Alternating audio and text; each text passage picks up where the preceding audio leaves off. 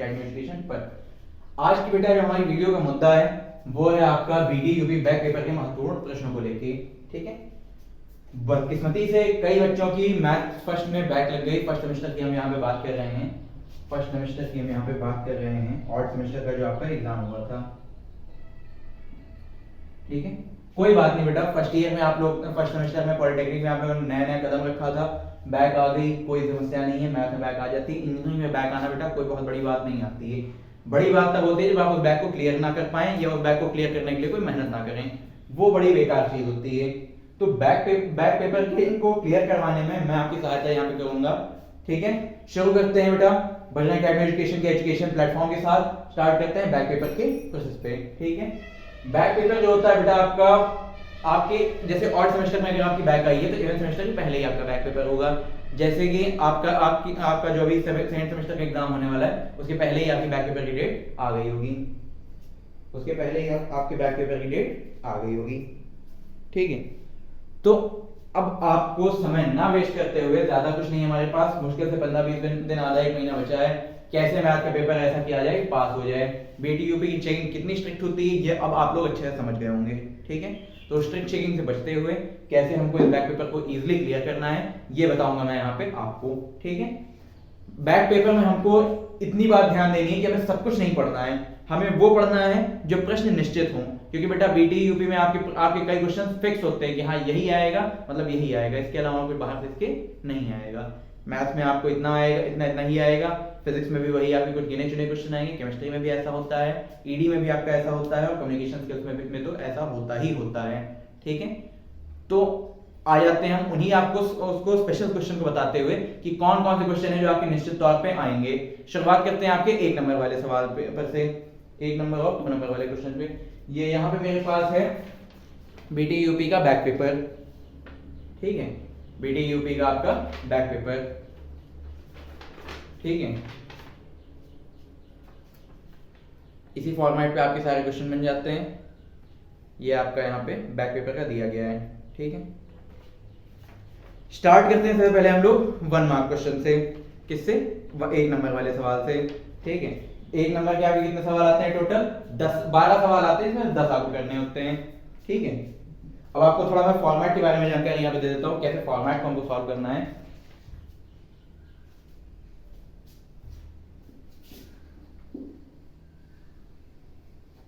यहाँ पे एक और महत्वपूर्ण मैं आपको बात बताता हूँ, बहुत इंपॉर्टेंट सी बात बताता हूँ। देखिए ध्यान दीजिएगा इस बात पे, हमको हमारे पास पढ़ने के लिए समय कम है, लेकिन पेपर तो हमारा 2.5 घंटे का ही होगा, पेपर तो 2.5 घंटे का ही होगा। और क्या इस पेपर में कोई माइनस मार्किंग होती है? ऐसा तो होता नहीं, कोई ऑप्शन या कोई आंसर आपको गलती से गलत हो जाए तो उसकी नेगेटिव मार्किंग सीधा कर दो, नहीं ना। तो देखिए तरीका मैं आपको बता देता हूँ। फर्स्ट सेमेस्टर का जो आपका मैथ का पेपर आता है, आप सभी को पैटर्न तो मालूम हो गया होगा, लेकिन एक बार मैं फिर से आपकी नजर में उस पैटर्न को दोबारा ला रहा हूँ जिससे आपको इससे कुछ आइडिया मैं दे सकूं। देखिए 1 नंबर के कितने क्वेश्चन? 12 होते हैं, जिसमें से करने कितने होते हैं? 10 करने होते हैं, जो आपको 10 नंबर देते हैं। ठीक है, होते यहाँ पे 12 सवाल हैं। ठीक है, फिर 2 नंबर के आपके 5 सवाल होते हैं जो आपको देते हैं 10 नंबर, होते वैसे यहाँ पे 7 सवाल हैं। ठीक है, फिर 5 नंबर के आपके होते हैं 2 सवाल, 2 करने होते हैं, जिसमें जो आपको देते हैं 10 नंबर, 5 नंबर के 2 सवाल जो देते हैं 10 नंबर, 5 नंबर के 2 सवाल जो आपको 10 नंबर देते हैं। होते इन सभी में 3-3 हैं, होते इन सभी में 3-3 है, जिसमें से करना 1 होता है। तो बेटा ध्यान उसी पे देते हैं जो करना है, जो नहीं करना है उस पे ध्यान देने का मतलब क्या है? जो नहीं करना है उस पे ध्यान देने का मतलब ही क्या है?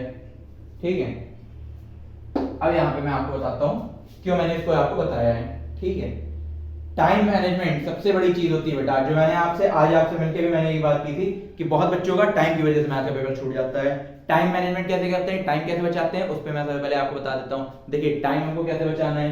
10 नंबर का सवाल, देखो जहां 2 सवाल करने पे 10 नंबर मिल रहे हैं वो आपका टाइम बचाएगा, या जहां 10 सवाल करने पे 10 नंबर मिल रहे हैं वो आपका टाइम बचाएगा। टाइम तो बेटा यही बचाएगा कि कम सवाल में ज्यादा नंबर, कम क्वेश्चन में ज्यादा नंबर। ठीक है, सबसे पहले पकड़िए इसको, सेक्शन सी को, section A B C D में बटे होते हैं ना, ये section A B C, section D, section E. ऐसे ही होता है आपका पेपर, बिल्कुल ऐसे ही होता है। सेक्शन सी से पहले पकड़ लो, क्योंकि इन तीनों में से किसी को पहले पकड़ो कोई फर्क नहीं पड़ता। इसको पकड़ो, कम से कम एक क्वेश्चन तो आ ही रहा होगा ढंग से, कम से कम एक क्वेश्चन तो आपको ढंग से आ ही रहा होगा। खींचो 5 नंबर इधर से पकड़ो, कम से कम एक क्वेश्चन इसमें से पकड़ो, खींचो 5 नंबर लाओ करो। जो नहीं आ रहा उसको छोड़ो, उसमें टाइम वेस्ट बाद में करना। एक क्वेश्चन पकड़ो, खींचो 5 नंबर इधर पकड़ो। इधर आपके पास 5 नंबर, इधर आपके पास 5 सवाल हैं। 5 सवाल में से कम 2 तो आने ही चाहिए, 2 तो आ ही रहे होंगे। इतनी तैयारी अभी से ही कर लो, कम से कम 2 तो आ ही हैं। अभी मैं तैयारी अभी वही करवाऊंगा, ठीक है। 2 कम से कम कर लिए तो 4 नंबर बन ही गए, इधर से बन गए, ठीक है बन गए। एकदम ये स्ट्रॉन्ग पॉइंट मैं आपको बता रहा हूँ, जिसमें गलती की कोई गुंजाइश नहीं होगी। ये वो क्वेश्चन बता रहा हूँ, 10 में से बेटा मिनिमम 5 तो सही हो ही जाएंगे, कुछ तुक्का लगा के, कुछ इधर उधर करके, कुछ कैसे भी करके।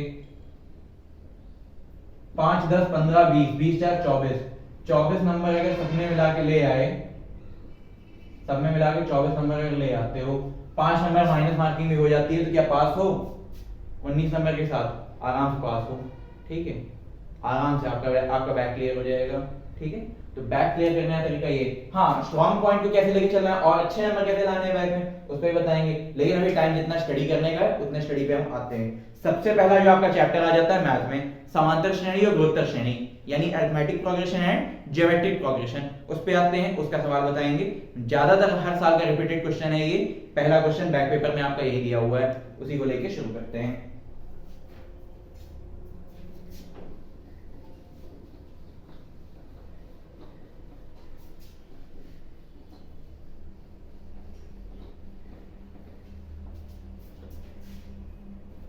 ठीक है, पहला सवाल यहाँ पे क्या दिया गया है, देखिए, यदि 2 + 4 + 6 + 8 का एनवा पद, हाँ एनवा पद ज्ञात करें, एनवा पद ज्ञात करना है इसका, ठीक है। आपको यहाँ प्रश्न नंबर 1 क्या दिया गया है, प्रश्न नंबर 1, ठीक है।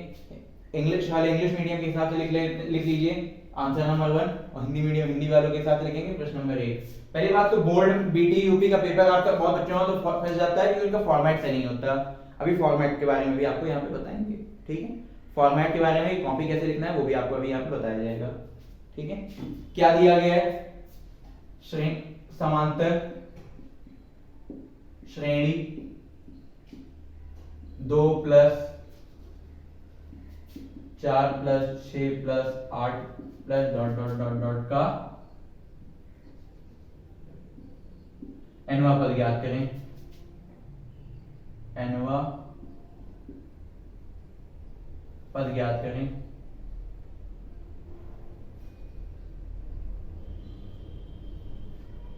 ज्ञात करें, देखिए हमारे पास श्रेणी जो दी गई है इसमें प्रथम पद यानी देखिए किसी भी श्रेणी में क्या क्या चाहिए होता है, प्रथम पद चाहिए होता है यानी फर्स्ट टर्म, सार्वंतक चाहिए होता है यानी कॉमन डिफरेंस, और क्या होता है उसका अंतिम पद, और क्या होता है एनवा पद, ठीक है।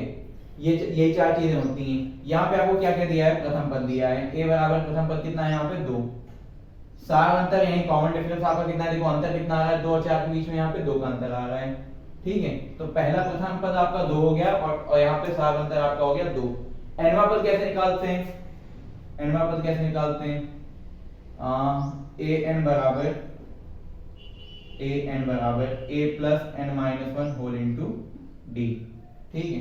अब हमको n का मान यहाँ पे नहीं मालूम है तो इसको an ही रहने देंगे। a कितना 2 + n - 1, d कितना 2, ठीक है। जब इसको बेटा अंदर गुणा कर देंगे तो an बराबर हमारा क्या हो जाएगा 2 + 2 × n कितना हो गया 2n, और 2 को माइनस में 1 से गुणा किया तो कितना हो गया 2 × 1 = 2 प्लस माइनस माइनस हो जाता है, माइनस का 2 + 2 - 2, 2 में 2 गए कितने बचे 0, यानी an बराबर हमारा कितना हो गया 2n, क्योंकि बेटा ये तो खत्म हो गया, an बचा यहाँ पे हमारा 2n, ठीक है। ऑप्शन दिए होंगे आपको, विकल्प दिए होंगे, विकल्पों को ऐसे ही हल करने हैं यहाँ पे, ठीक है। ये आपका पहला सवाल यहाँ पे हो गया। दूसरे पे आते हैं, दूसरा आपको बताते हैं। अब बीटी यूपी आपके साथ खेल क्या खेलता है, वो क्वेश्चन की वैल्यू को घुमा देता है, वो ज्यादा कुछ नहीं करेगा, क्वेश्चन की वैल्यू को घुमा देगा, ठीक है।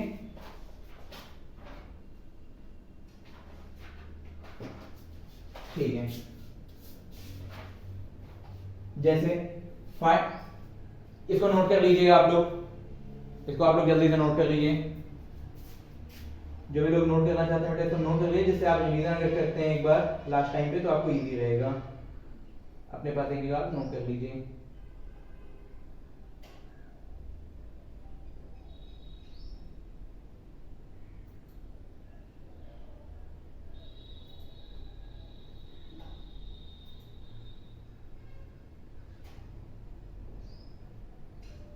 जल्दी से नोट कर लीजिए।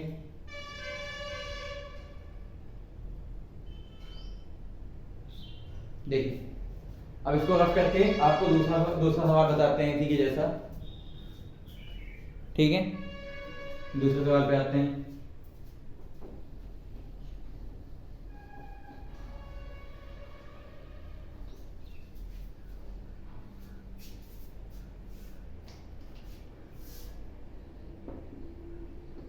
समांतर श्रेणी, समांतर श्रेणी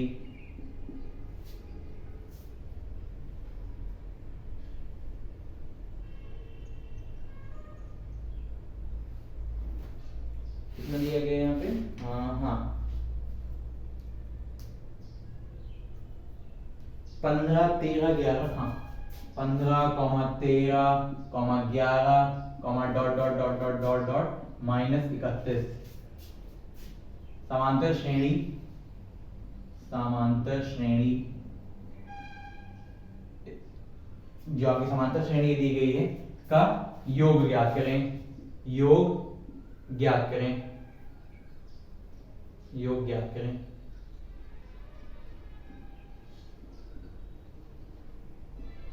मैं बेटा इंग्लिश मीडियम का टीचर हूँ, यहाँ मुझे थोड़ा सा हिंदी मीडियम में थोड़ा सा कॉम्प्लिकेशन आ सकती हैं, तो प्लीज ट्राई टू कोऑपरेट। यहाँ पे आपको क्या दिया गया है, एपी जो भी आपकी ये दी गई है, हाँ ये लिख देते हैं, find the sum of AP, दी गई समांतर श्रेणी का योग ज्ञात कीजिए या एपी का सम फाइंड कीजिए। अब सम का यहाँ पे अब देखिए पहले तो हम वैल्यूज पे आ जाते हैं, मैंने पहले ही आपसे क्या कहा था वैल्यूज पे आ जाते हैं। ए कितना दिया गया है हमको, यहाँ पे 15 दिया गया है। डी कितना दिया गया है, ए यानी कि प्रथम पद कितना है, पहला पद 15। डी यानी कि कॉमन डिफरेंस यानी सार अंतर कितना है, 15 में से 13 कितना कम हो रहा है, 2 2 कम हो रहा है, 2 2 कम हो रहा है, तो कितना हो जाएगा यहाँ पे कॉमन डिफरेंस -2 हो जाएगा, ठीक है। सार अंतर आपका यहाँ पे 2 हो गया। अब इसके बाद देखिए आपके पास एन तो नहीं दिया गया है, लेकिन एनवा पद दिया गया है कितना, या कह ले अंतिम पद दिया गया है कितना, -31 दिया गया है, ठीक है। अंतिम पद कितना दिया गया है बेटा, यहाँ पे आपको -31 दिया गया है, ठीक है। क्लियर दिख रहा है आप सभी को, यहाँ पे बिल्कुल क्लियर दिख रहा है, ठीक है।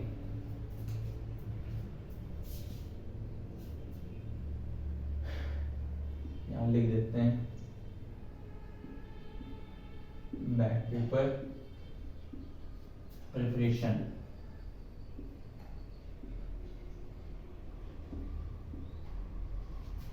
अप्लाइड मैथ फर्स्ट,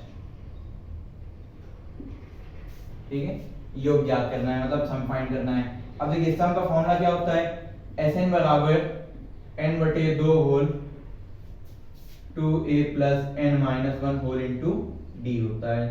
सब कुछ है बेटा, यहाँ पे हमारे पास n नहीं है, तो n को कैसे निकालते हैं, n वाला फॉर्मूला लगा के, l बराबर a + n-1 whole into d, यानी अंतिम पद का सूत्र लगा के, जो कि क्या कहता है हमसे, l बराबर a + n-1 whole into d, यही होता है फॉर्मूला, यही दिया जाता है, ठीक है।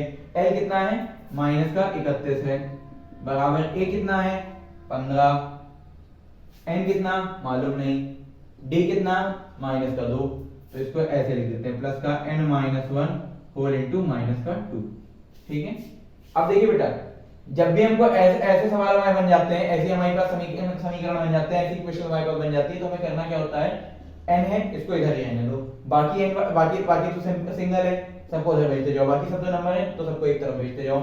प्लस का 15 इधर जाएगा तो माइनस का 15 हो जाएगा, बेटा प्लस की संख्या इधर जाती है तो माइनस की इधर जाती है तो प्लस की, गुणे में संख्या होती है इधर जाके भाग में हो जाती है, भाग में संख्या होती है इधर आके गुणे में हो जाती है। प्लस का 15 इधर आया तो हो गया -15, माइनस के 15 बराबर n माइनस 1 होल इंटू -2। ठीक है, -31 और -15, देखो बेटा जब समान चिन्ह होते हैं, सेम साइन होते हैं, तो क्या हो जाता है, एडिशन, जुड़ाव होता है। जैसे दो बुरे लोग आपस में मिल जाते हैं, जैसे दो बुरे लोगों की मित्रता हो जाती है, दो गलत लोगों की मित्रता हो जाती है, तो गलत गलत नंबर हो गई माइनस माइनस, तो क्या हो गया, जुड़ गया। या सबसे आसान तरीका 31, जो छोटी क्लास में पढ़ा था, 31 रुपए उधार था, 15 रुपए और उधार हो गया, तो कितना उधार हुआ, बढ़ गया, लेकिन रहेगा तो उधार ही, तो माइनस लिखा जाएगा। माइनस लिखेंगे, जोड़ के इसको 5 में 1 जोड़ दिया तो 6, 3 में 1 जोड़ दिया तो 4, माइनस का 46 बराबर n माइनस 1। अब देखो -2 यहाँ गुणा में था, इधर आ जाएगा तो भाग में हो जाएगा, -2 हो गया। देखो अब माइनस से माइनस गया हमारा यहाँ पे कट, दिख रहा है बेटा इतना नीचे तक, हाँ चलो यहीं तक दिख रहा है, अच्छा हुआ हमने सही तरह देख लिया। ठीक है, देखिए माइनस से माइनस कट गया, 2 से ये कटा और 2 से 46 कटा, कितना आ गया, 23 आ गया, 23 आ गया। 2 से एक बार में ये कट गया, 2 से 23 बार में ये कट गया, आधा, मतलब 2 से काटने मतलब आधा करना होता है, 46 का आधा 23। ठीक है, अब यहाँ पे बचा हमारे पास क्या, n माइनस 1 बराबर 23 बचा, n माइनस 1 के बराबर 23 बचा था, n माइनस 1 के बराबर 23, माइनस का एक उधर गया तो प्लस का एक, n बराबर 23 प्लस 1 कितना, n बराबर 24, यानी 24वां पद की बात हो रही है। योग अभी नहीं निकाला है बेटा, अभी तो हमने खाली n निकाला है, अब योग निकालेंगे। ये हमारा 2 नंबर का सवाल है। कितने नंबर का सवाल है बेटा, 2 नंबर का सवाल है, ये बता रहे हैं आप लोगों को। ठीक है, हम पेपर में रैंडमली एक सीक्वेंस में नहीं चल रहे हैं, पेपर में जो मुख्य सवाल आपके लिए हैं, इंपॉर्टेंट सवाल है, उनको लेके आए हैं यहाँ पे। ठीक है, अब बात करेंगे हम लोग योग की। Sn बराबर n कितना है, 24 है यहाँ पे, 24/2, पहले फॉर्मूला लिख लेते हैं, n/2 होल। देखिए दो फॉर्मूले होते हैं, एक फॉर्मूला तो ये होता है 2a plus n minus 1 whole into d होता है, दूसरा फॉर्मूला ये भी हो जाता है यहाँ पे n/2 whole a plus l। अब देखिए ये फॉर्मूला कहां से आ गया, ये फॉर्मूला कहां से आ गया, l बराबर कितना, a plus n minus 1 whole into d. अब यहाँ पे अगर हम लोग क्या कहते हैं, 2a को तोड़ दें a प्लस a में, तो a plus n minus 1 whole into d हमारा क्या बन जाएगा, l बन जाएगा, बचा हुआ एक यहाँ पे आ गया। ठीक है, n/2 बराबर a प्लस l। ठीक है, अब आप लोगों ने अगर मुझे नंबर दिया होता, कांटेक्ट किया होता, तो मैं लाइव क्लास में यही चला रहा होता, आपके जो भी सवाल होते आप मुझे मैसेज करते, मैं उनको आपको समझा देता। लेकिन आपने किया क्या, ऐसा तो कुछ किया नहीं, तो बेटा मुझे वीडियो ही बना के आपके लिए डालनी पड़ रही है। ठीक है, अगर आप लोगों ने मेरे पास सवाल भेजे होते, मुझसे कांटेक्ट करने की कोशिश की होती, तो मैं क्या करता, आप लोगों को आपके जो भी सवालों में डाउट होते वो मैं बता देता।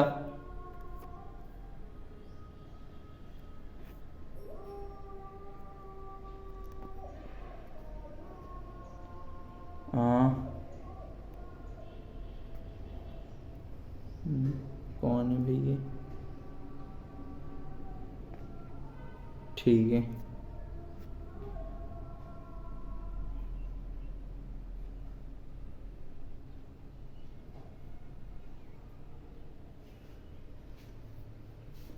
देखिए अब यहाँ पे हम लोग n हमारा कितना है, 24 है, तो सम ऑफ 24वें टर्म की बात करेंगे। क्या फॉर्मूला रख देते हैं, ये रख देते हैं, छोटा है, ज्यादा आसानी से आ जाएगा। ठीक है, n हमारा कितना है, 24/2 होल के अंदर a कितना 15, a कितना 15 प्लस का 15,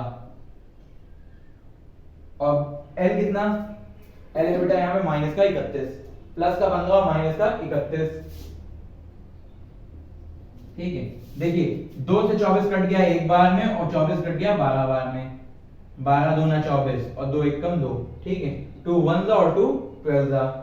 ठीक है, अब देखिए प्लस का 15 माइनस का 31, जब भी अलग अलग चिन्ह होते हैं, जब भी आपके चिन्ह अलग अलग होते हैं, एक माइनस का साइन होता है, एक प्लस का साइन होता है, तो हम लोग क्या करते हैं, तो हमेशा क्या होता है, घटाव होता है। ठीक है, कुछ देखो प्लस यानी कि वृद्धि हुई, माइनस यानी कि घाटा हुआ, तो वृद्धि और घाटा तो दोनों उल्टी उल्टी चीजें हुई, तो क्या हो जाएगा, घटाव हो जाएगा, सब्ट्रैक्शन हो जाएगा। जब माइनस करेंगे तो चिन्ह किसका लगेगा, जो बड़ी नंबर में चिन्ह लगा है वही चिन्ह लगेगा। ये याद रखना, गोल्डन रूल है ये। 31 में 15 आ गए, कितने बचे 16, 15 15 30 होता है, एक और बढ़ गया 31, यानी 15 और 16 16 आ रहा है यहाँ पे। 16 पे कौन सा चिन्ह लग गया बेटा, माइनस का लग गया क्योंकि माइनस का नंबर है, ठीक है। यहाँ पे बचा बाहर 12 और गुण ब्रैकेट हटता है, गुणे का चिन्ह आता है, गुणे में माइनस का 16, 16 से 12 को गुणा कर दो, 16 से 12 को गुणा कर दो। गुणा भी देखिए हम करेंगे ना, इसकी भी शॉर्टकट ट्रिक बताएंगे। आप लोग हर चीज में टाइम बर्बाद करते हैं, मैं टाइम बर्बाद करने नहीं बताऊंगा आपको। दिख रहा है क्या यहाँ तक? हाँ यहीं तक दिख रहा है। 16 को 12 से गुणा मत करो, देखो ये तो जानते हैं प्लस माइनस का गुणा माइनस आएगा, लेकिन 16 को 12 से गुणा ना करवाओ, 16 को 10 से गुणा करवाओ। 16 दहम 160, सीधे मान लो 16 10 या 160, ठीक है। एक जगह कहीं साइड में लिख दो 160। अब 16 को 2 से करवाओ, एक बार 10 से करवाओ, एक बार 2 से करवाओ। 16 को 2 से करवाया तो 32, 16 2 दा 32। अब ऐड कर दो यहाँ पे मनी में, 0 में 2 जोड़ दिया तो 2, 16 में 3 जोड़ दिया तो 19, 192 माइनस का हो गया क्या आपका आंसर। समझ में आया? समझ में आया? एकदम सिंपल सी चीज थी। 2 नंबर का सवाल था लेकिन थोड़ा लंबा खींच गया। ये था आपका समांतर श्रेणी के बारे में, ठीक है। ये बात हमने की थी समांतर श्रेणी के बारे में। एक और सवाल पे आते हैं, ऐसे ही एक और सवाल पे आते हैं। समांतर श्रेणी में तो दो तरह के सवाल हमने समझ ली। अब आ जाते हैं थोड़ा गुणोत्तर श्रेणी पे, यानी एपी हमने अच्छे से समझ लिया, अब हम आ जाते हैं थोड़ा जीपी की तरफ, ठीक है। थोड़ा सा हम लोग पढ़ेंगे जीपी की तरफ, रफ करते हैं इसको।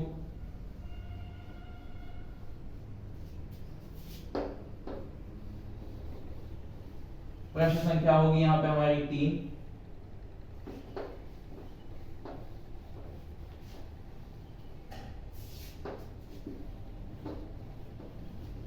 अगर बेटा आप लोगों ने सपोर्ट किया, आप लोग साथ में लगे हैं, तो आप लोगों की फिजिक्स की बैक पेपर क्लासेस, केमिस्ट्री की, किसी बच्चे की अगर ईडी में लगी है तो उसकी भी, अगर किसी कम्युनिकेशन में लगी है तो इसकी भी हो जाएगी। लेकिन बेटा इन पे मैं वीडियो तब तक नहीं बनाऊंगा जब तक आपको कोई यहाँ पे सपोर्ट नहीं दिखता है। अगर आप लोग ये वीडियो दबा के सपोर्ट करते हैं, खूब शेयर करते हैं, लाइक करते हैं, सब्सक्राइब करते हैं चैनल को, तो आपको उन सब टॉपिक पे वीडियो मिलेगी, ठीक है। यहाँ पे एक सवाल मैं आपके लिए छोड़ के जा रहा हूँ, इसको आप लोग खुद से लगाइएगा। अगर ना आए तो मुझे मैसेज कीजिएगा, मैं आपको इस सवाल पे भी एक वीडियो अलग से बना के दे दूंगा। देखिए सवाल क्या है यहाँ पे, सवाल ये है कि हाँ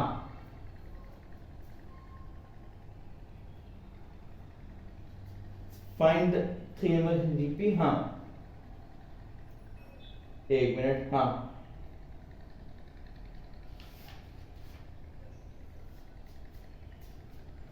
ठीक है। समांतर श्रेणी, समांतर श्रेणी या कह लें एपी का कौन क्या है यहाँ पे, स्क्वायर रूट 2,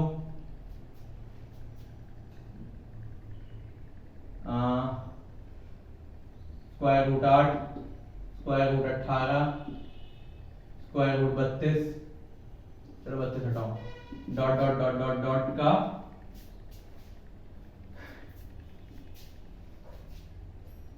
के 18वें पद का योग ज्ञात करें। 18 पदों का योग ज्ञात करें, 18 पदों का योग ज्ञात करें। ये 5 नंबर का सवाल है, पदों का योग ज्ञात करें, योग ज्ञात करें। ये आपका 5 नंबर का सवाल है, ठीक है। Find the sum of AP, find the sum of AP to its 18th term, 18th term, 18वें पद तक इसका योग ज्ञात करना है। ये सवाल बेटा मैं आपको नहीं बताऊंगा तब तक जब तक आप लोग मुझे कोशिश करके नहीं दिखाएंगे, या आप फंसते नहीं हैं तो सवाल कीजिए। अगर आप इसमें फंसते हैं, आप इसमें सहायता मांगिए, आपकी सहायता पूरी की जाएगी एक नया एक वीडियो बना के, ठीक है। लेकिन तब तक हम इसमें कोई सहायता नहीं करने वाले जब तक आप लोग इसको कोशिश नहीं करते हैं। कोशिश कीजिए, उसके बाद आपको सहायता मिलेगी इस पे, ठीक है। ठीक है, अब आ जाते हैं गुणोत्तर श्रेणी पे। गुणोत्तर श्रेणी के सवाल बता के हम इस वीडियो का करेंगे अंत। अगले टॉपिक वीडियो तब बनेगी जब आपका इस वीडियो पे कुछ रिस्पॉन्स आएगा, ठीक है। प्रश्न नंबर 3,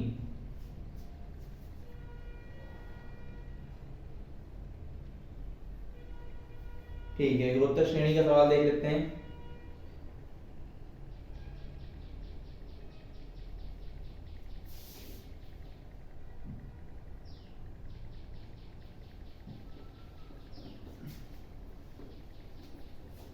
क्या दिया गया है यहाँ पे? हाँ देखिए, शुरू करते हैं यहाँ पे हम लोग तीसरे प्रश्न के साथ। यदि किसी गुणोत्तर श्रेणी का तीसरा पद, किसी गुणोत्तर श्रेणी का तीसरा पद 125 है और यदि उसी श्रेणी का छठा पद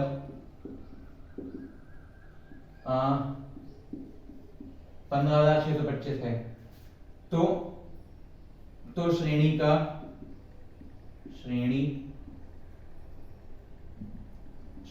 का पांचवा पद ज्ञात कीजिए। पांचवा पद ज्ञात कीजिए।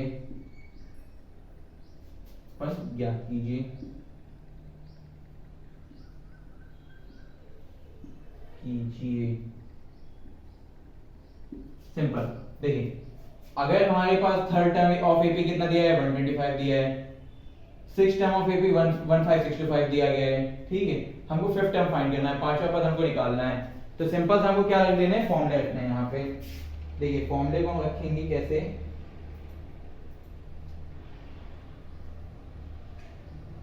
देखिए, फॉर्मूले को बता रहे हैं आपको कैसे रखे जाएंगे यहाँ पे।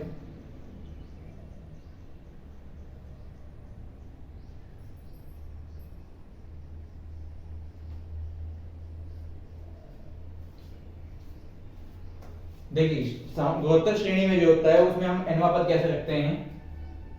ए n बराबर ए आर की पावर n माइनस वन। ठीक है, जितना होता है हम पावर में कम कर देते हैं। ठीक है, अब ध्यान दीजिएगा इधर कैसे। ए n यानी a3 दिया है, a3 दिया है तो कितना रख देंगे उसकी जगह? a2 रख देंगे। ए आर की पावर 2 रख देंगे। ठीक है, और a3 का मान हमें यहाँ पे कितना दिया? 125 बराबर ए आर की पावर 2। ये बन गया हमारा प्रथम समीकरण, यानी फर्स्ट इक्वेशन। ठीक है, अब उसी जगह पे आगे देखते हैं हम लोग। देखिए, इसी के आधार पर देखेंगे a5 हमारा क्या हो जाएगा, मतलब a6 हमारा क्या हो जाएगा? ए आर की पावर 5। ए आर की पावर 5 हो गया। ठीक है, अब a6 का मान हमारा कितना था? 15625 is equal to a r की पावर 5। ये हमारा हो गया द्वितीय समीकरण, यानी सेकंड इक्वेशन। दोनों इक्वेशन जब हम डिवाइड करेंगे, दोनों समीकरणों को जब हम भाग देंगे, तो ध्यान दीजिए क्या होगा? Dividing equation second by first. दूसरे समीकरण को पहले समीकरण से भाग देते हुए। देखिए, 15625 बटे 125 बराबर ए आर की पावर 5 बटे ए आर का वर्ग। देखो, a से a कट गया, r स्क्वायर से r 5 को जब काटेंगे तो बेटा देखिए, जब हमारे अलजेब्रा क्या होता है? डिवाइड में होता है। भाग में होता है तो उनकी घातें क्या होती हैं? घट जाती हैं। डिवाइड में की पावर्स क्या होती हैं? सब्ट्रैक्ट हो जाती हैं। और मल्टीप्लाई में पावर ऐड हो जाती है। गुणा में घातें जुड़ जाती हैं और भाग में घातें घट जाती हैं। एडिशन, मल्टीप्लाई में पावर ऐड होती है और डिवीजन में पावर सब्ट्रैक्ट होती है। तो 5 में से 2 गए, कितने बचे? 3 बचे, यानी r की पावर 3 कितना नीचे दिखने का होगा? चलो इधर लिख देते हैं, r की पावर 3 बराबर, यहाँ पे देखिए 125 से जब 625 को भाग देंगे तो 125 से कितनी बार टेबल पढ़ा जाए कि एक बार में। ठीक है, कि 156 से कम आए, कितना बचेगा? 25 26। देखो, 100 से 100 गए, ठीक है, 56 में 25 गए, छोड़ो, 50 25 गए, 25 बचे और 6 इधर, 25 6 31 बचे। 31 मतलब 31 तो जाएगा नहीं, तो 31 के बाद क्या लगा देंगे? 2, 312। अब 312 यहाँ पे है तो 125 का पढ़ा कितनी बार पढ़ा जाए कि 312 कम आए? तो 1 2 3 375 हो जाएगा, वो ज्यादा हो जाएगा, 2 बार पढ़ते हैं। जब 2 बार पढ़ेंगे तो 125 250, 250 में 50 बढ़ा देंगे 300 हो जाएगा, और 350 में 12 बढ़ा देंगे 312 हो जाएगा, यानी 60 62 हो गया। अब 62 तो यहाँ पे लिख देते हैं, 62 बचा तो आया तो 2 बार में था। अब 62 के आगे लग गया 5। 125 का पढ़ा कितनी बार पढ़े? 625 आया 5 बार में। 125 बचे 625, यानी r क्यूब हमारा 125 आ गया। क्यूब उधर गया, क्यूब रूट लग गया, r बराबर क्यूब रूट 125। अच्छा 125 का क्यूब रूट कितना होता है? 125 का क्यूब रूट होता है 5। r का मान आ गया हमारे 5। अच्छा अब r 5 है तो किसी भी एक समीकरण में रख के इसका मान हम लोग निकाल सकते हैं। चलो पहले समीकरण में रख देते हैं, put in first, put in first. प्रथम समीकरण में जब हम रखेंगे, थोड़ा लाइट आपके लिए क्लियर कर देते हैं। अब थोड़ा ज्यादा ब्राइट हो गया है। देखिए जब हमने यहाँ पे रखा इसको इस समीकरण में, पुट इन फर्स्ट, जब r5 हम लोग प्रथम समीकरण में रख देंगे, 125 बराबर ar का वर्ग, ar का वर्ग r5 है तो r तो 5 का वर्ग कितना हो जाएगा? 5 का वर्ग। ठीक है 125 बराबर 5 का वर्ग होता है 25, गुणा में भाग में चला जाएगा। ठीक है 25 एकम और 25 पचे, एक का मान कितना आ गया? 5। ठीक है एक का मान आ गया 5 आ गया, a मिल गया, r मिल गया। अब ज्ञात क्या करना था? पांचवा पद ज्ञात करना था, तो श्रेणी का पांचवा पद ज्ञात कीजिए। अच्छा पांचवा पद यानी a5 बराबर कितना? ar की पावर 4, एक कम हो जाती है घात, जितना 5 दिया तो एक कम लग जाएगा। अब a कितना? 5, r कितना? r कितना? 5, और 5 की घात 4, और यहाँ 5 की घात 1। बेटा जब गुणा में होता है तो घातें जुड़ जाती हैं, समान संख्या हो घातें अलग अलग हो, और गुणा होगा तो घातें क्या हो जाएंगी? जुड़ जाएंगी। नीचे बेस सेम हो, पावर डिफरेंट हो, मल्टीप्लाई में हो तो पावर्स क्या हो जाती हैं? ऐड हो जाती हैं, तो घात जुड़ जाएगी। यानी कितना हो जाएगा यहाँ पे? 5 की घात 5, 5 की पावर 5। अच्छा 5 की घात 5 कितना होता है? कर लो गुणा, 5 गुणे, ये भी लिख दोगे तो भी आंसर सही होगा, लेकिन करके देख लेते हैं एक बार। 5 गुणे 5 गुणे 5 गुणे 5, 5 पचे 25, 25 पचे 125, 125 पचे 625, और 625 पचे 3115, 3125 आंसर। इस तरह होते हैं बेटा हमारे गुणोत्तर श्रेणी के सवाल। अन्य सवालों को जानने के लिए इसी की तरह के और इसमें मेहनत करने के लिए आप लोग जुड़े रहिएगा हमारे साथ। जैसा आप लोग बेटा इसमें हम डिमांड करेंगे वैसा इसमें आप लोगों को पढ़ाया जाएगा। आज की वीडियो मैं यहीं पे स्टॉप करता हूँ, ये देखने के लिए कि इस वीडियो पे आपका रिस्पांस कैसा आता है। जैसा आप रिस्पांस देंगे वैसा ही इसमें आपको आगे चल के पढ़ाया जाएगा।